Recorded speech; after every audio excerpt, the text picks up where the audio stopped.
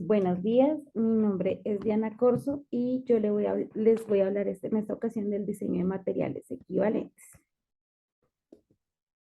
Los diseños de materiales equivalentes, estos diseños están relacionados con el de muestras cronológicas que acabamos de escuchar.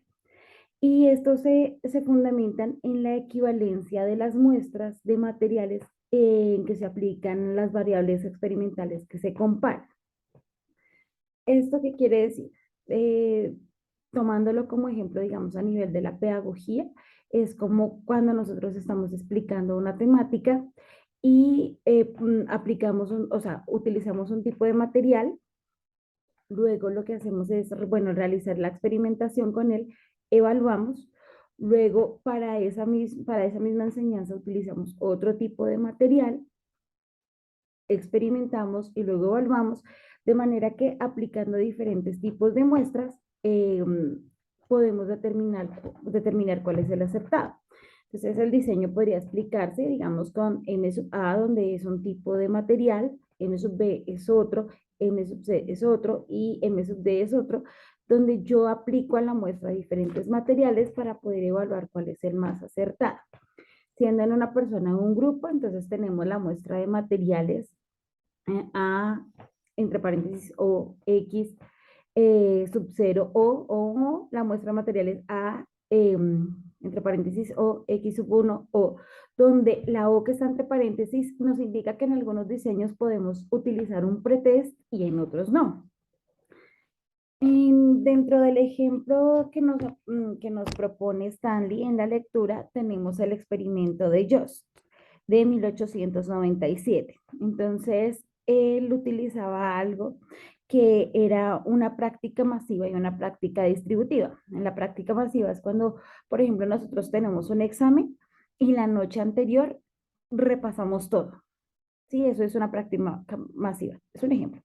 Y en la práctica distributiva es cuando nosotros nos organizamos y teniendo el examen en 8 días, empezamos día por día a repasar las temáticas con tal de que tenemos todo más organizado.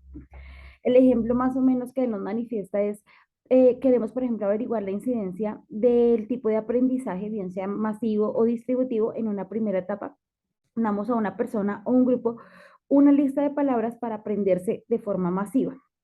Luego, en un segundo momento, la consigna es aprender de manera distributiva, pero no se les puede dar el mismo material porque ya se lo saben.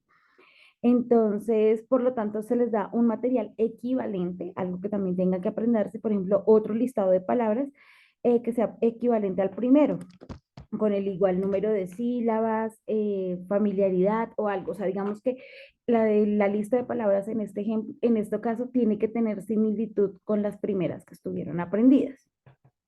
Otro ejemplo que nos presenta es la opinión de grupo, que se basaba en entregarles un cuestionario muy largo a los estudiantes y donde ellos iban a evaluar algunas temáticas para trabajar. Entonces, lo que se hace es modificar el resultado y a lo que ellos, digamos, decían que era bueno, entonces se pone como resultado que no escogieron eso, que no les gusta esa temática. Luego se les dan a conocer las respuestas y luego nuevamente vuelve y se evalúa. La intención en este caso era evaluar si efectivamente al aplicar ese tipo de, o sea, digamos, al modificar eso, digamos, el resultado final cambiaba. Si ellos seguían creyendo que lo que habían dicho bueno era bueno o por la opinión, digamos que ellos no sabían que era mentira, por la opinión errada, cambiaban su manera de pensar. Un nuevo ejemplo también es cuando, por ejemplo, se quiere aprender un idioma. Entonces, por ejemplo, va a evaluar, se va a aprender inglés y la metodología es colocarles videos. Y así se trabaja durante todo un mes. En la siguiente ocasión, entonces vamos a aprender es alemán y se utiliza también solo colocando videos. Entonces se evalúa el material, digamos que obviamente eso, el fundamento en este caso es el tipo de material que se utilice, sobre todo en el momento de evaluar y de cuestionar, pero entonces digamos que se evalúa si efectivamente la ayuda visual favorece, digamos, los idiomas.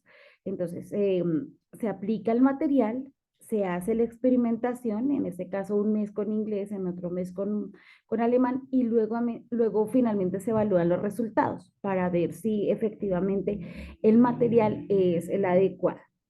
Esto es por, este es el desarrollo de mi tema. Gracias.